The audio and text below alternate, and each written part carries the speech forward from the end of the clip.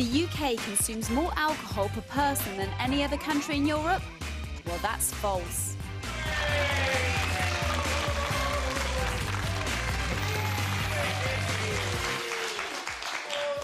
Hello there. Yes, the UK comes 20th in the European drinking tables behind league leaders Luxembourg, as well as Germany, Austria, Spain and Portugal. Luxembourg, that's a surprise, isn't it? I know. Brits consume just under 10 litres of pure alcohol every year.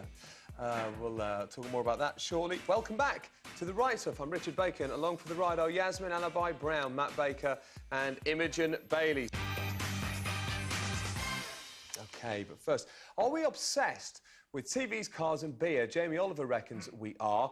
He was giving an interview to the French magazine Paris Match when he said that an obsession with TVs, state-of-the-art mobile phones and fast cars and drinking in pubs at the weekend were symptomatic of a new poverty.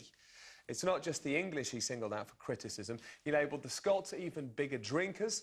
Brits don't bother sitting down at a table to eat anymore. And he also said that he'd found better food in African slums. Jamie Oliver found better food in African slums than we had in the UK.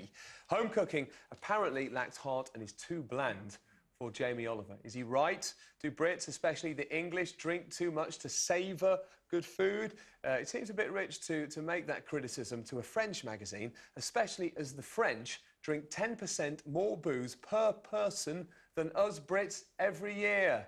Yeah, French. Although I imagine that extra alcohol is decent wine and not cheap lager. But are the English obsessed with possessions and drinking? Does it matter if we are? Jamie says we might have big TVs and fast cars, but if we're not eating food, then we live in poverty. Do you agree with him? If you're sat at home right now, eating breakfast out of a tin, watching The Right Stuff on a rude boy 52-inch widescreen telly, and contemplating opening your first can of lager of the day, do you feel poor or do you feel great? By the way, if you are about to open your first can of lager of the day, you're probably an alcoholic. So let's go to our panel on this, and we'll start with Imogen. We haven't heard from you for a while.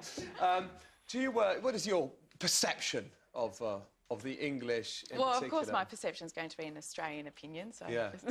Forgive me for that first.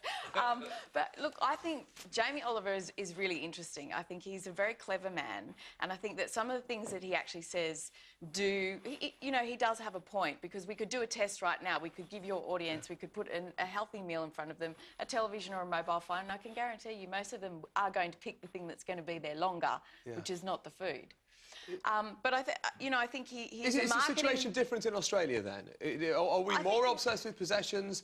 Are we more obsessed with the big tellies? Are more obsessed with? Do we binge drink a lot more than the Australians? The world has become materialistic. I think we're all obsessed. I'm obsessed. I think I try not to be. Is there a binge drinking culture in Australia akin to ours or not? We are definitely big drinkers. Yeah. But we blame that on you. We blame that on our heritage. But I think anything negative you blame on us, and anything great is like all down to you guys. Yes. No, but no. I guess as well though, there's something in a hotter climate, people do tend to eat more healthily, don't they? Yes.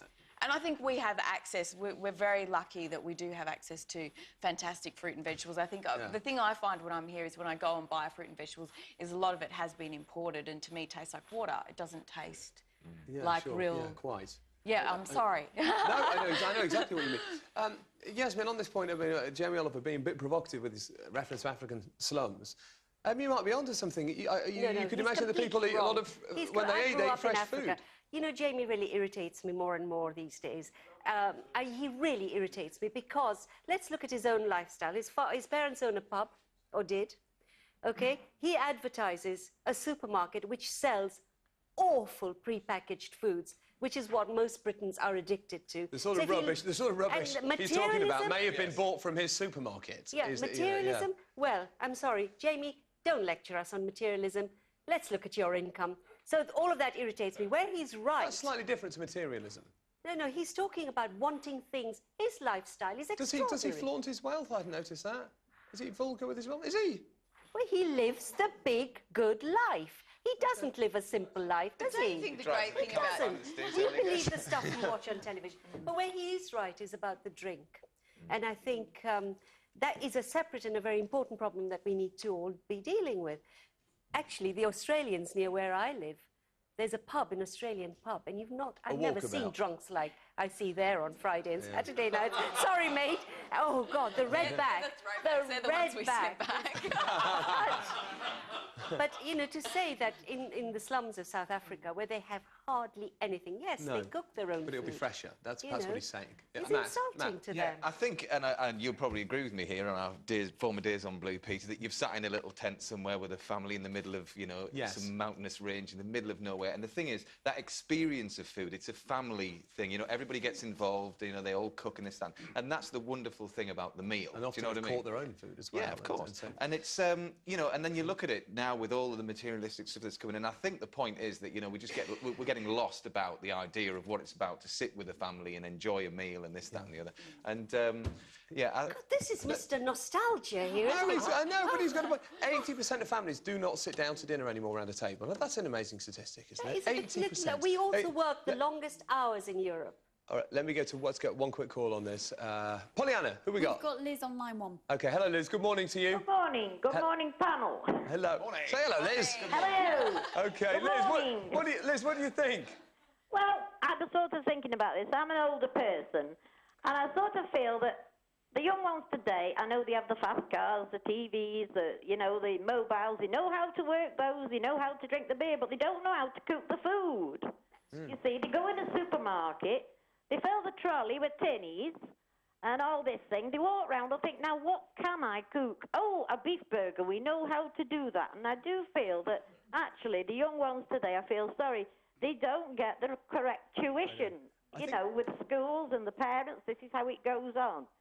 I mean, I can skin a rabbit and gut it and pluck a chicken and do a fish, but that's an older generation. Wow. When was the last time you skinned a rabbit, Liz? Pardon? When was the last time you skinned a rabbit? About 3 weeks ago. Liz. But I don't believe in shooting things not to eat them. I don't shoot them. I'm not a hillbilly, but I do live in the country. Thank you. Oh, Liz, do you mind if I ask how old you are, Liz? Obviously, you don't have to 62. There we are, 62. Liz, thank you very much. Tremendous to have you on the show. I mean, I do think sometimes a lot of us, myself included, don't really know the distinction between heating things up and cooking. And you know, there is a fundamental difference. Stopped cooking. OK, listen, Liz, thank you. We shall leave that there.